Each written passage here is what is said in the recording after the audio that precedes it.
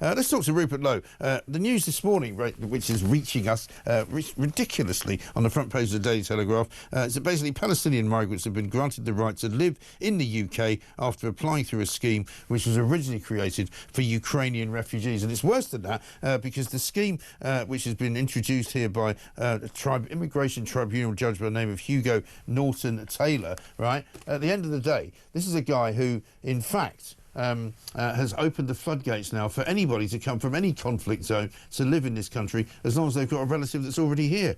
Rupert, very good morning to you. Morning, Mike. How are you? Very well indeed. Very good to see you. I mean, this is extraordinary, isn't it? I mean, as if we haven't got enough problems, let's invite a couple of million people in from Gaza, you know, half of whom might be members of Hamas.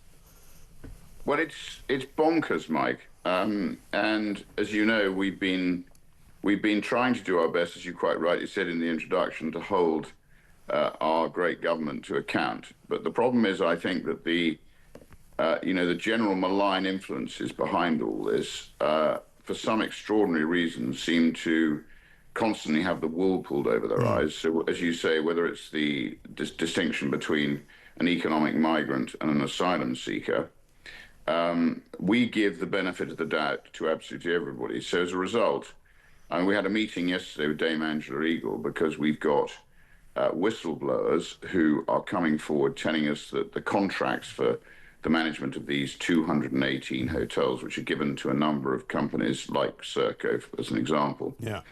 The contracts, we're being told by the whistleblowers, many of whom who work for the contractors, are not fit for purpose. So effectively, they weigh all the odds in favour of the contractor. And being running contracting businesses myself, if you get on the wrong side of a contract, then you can have your face taken off. Yeah. And that's exactly what's happening. So, for instance, we're seeing whistleblowers saying that hotels are being taken, they're not full, and yet the government's being charged as if they were full. That's for rooms, food, everything else. And then when the contract ends, they're having their faces taken off again for dilapidations. Right.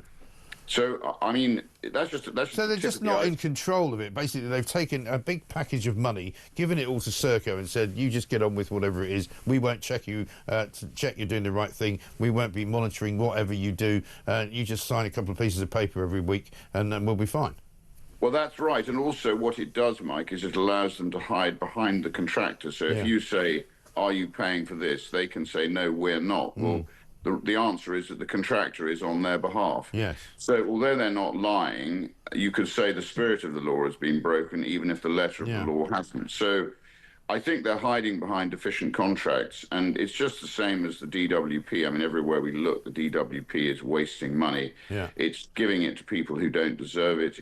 There are people who deserve it, and they have to be looked after. But it's as if there is no respect for taxpayers' money. And the other side of the equation, of course, is that then the hard-working, honest, decent British people of Middle England who are working their backsides off increasingly for less and less. Yeah. Because as we bring more and more people into the country, those skilled people, so our GDP per capita is falling. So these people are having to work harder.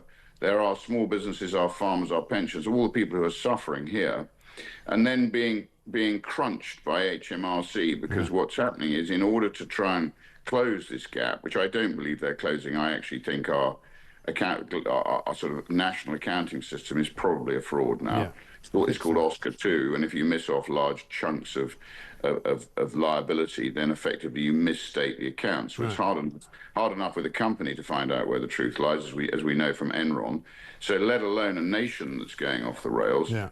And certainly from the information that I'm uncovering from the questions we're asking, which increasingly aren't being answered, I think that the actual sort of administration of the state is completely out of control. And not only is the civil service too big, it's just not working. No, sure. So, well, when you see I don't actually, Mike, think that the front bench ministers, most of whom who have no experience of business, I actually don't think they know the answers to these questions, and they're shocked themselves when they get them. No, I mean, I don't think they've got any idea at all. I mean, when you see even what Elon Musk is uncovering, and in America, you'd like to have thought, I would have thought anyway, having spent a lot of time there, that there was less kind of what you might call woke wastage of money going to groups. But when we've seen seen what USAID have been doing. You know, billions, hundreds of billions of dollars going overseas, going to all sorts of weird countries and all sorts of weird projects.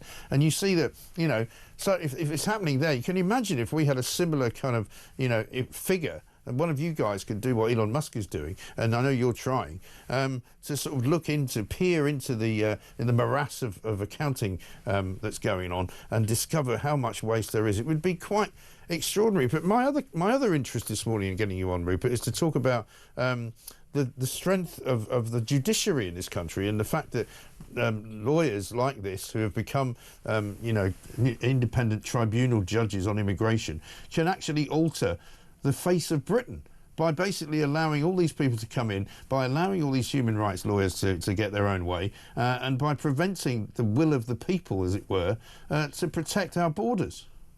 Well, you only have to look at people like Lord Hermer, Mike, Yeah. who seems to be, you know, an apologist for what Britain has achieved over its history, which I'm very proud of. It appears that he and a raft of other people who now hold the levers of power are ashamed by what we've done, and they're trying to sort of self-flagellate us all. Yeah. And I think you're quite right. Tony Blair and Gordon Brown, along with some other punters like, you know, Campbell, Mandelson and Derry Irvine, have laid loads of heffalump traps. They've actually undermined our Constitution. Yeah. And as you know, they're responsible for the Supreme Court. And increasingly, the judiciary has gone woke. Yeah. So, you know, I came across this the other day when, you know, on Twitter, somebody wrote something which was clearly defamatory. And as you know, I have a history of fighting libel trials and having my phones hacked by the media. I fought some quite long court cases to win and sort that out. But now, would you go into bat knowing that behind it all is a woke judiciary who may well find that you have been defamed, but actually after huge legal costs would probably award you no damages. Right. So it actually further undermines the whole basis of the rule of law, Mike. Yeah. And you're quite right. It's very concerning. But again, you've got, with countries led by Keir Starmer, as I've said, probably the most duplicitous prime minister in history, a human rights lawyer. As we know, behind Tony Blair was Cherie Blair, a human rights lawyer. I think this human rights nonsense has just got completely out of control. Yeah. And a bit like the legal profession, throughout history, every now and again, they get half a cut above themselves. And I think they're rather more than half a cut above themselves now. And you can't move without having a lawyer now, and that is basically clogging up the arteries of commerce, which has to stop. Well, it is actually the most damaging thing that any society can be faced with, is too many lawyers. You know, absolutely unbelievable. Good to talk to you, Rupert. Thanks very much indeed. Rupert Lowe, fighting the good fight there on behalf of the people of this country, the Reform MP for Great Yarmouth.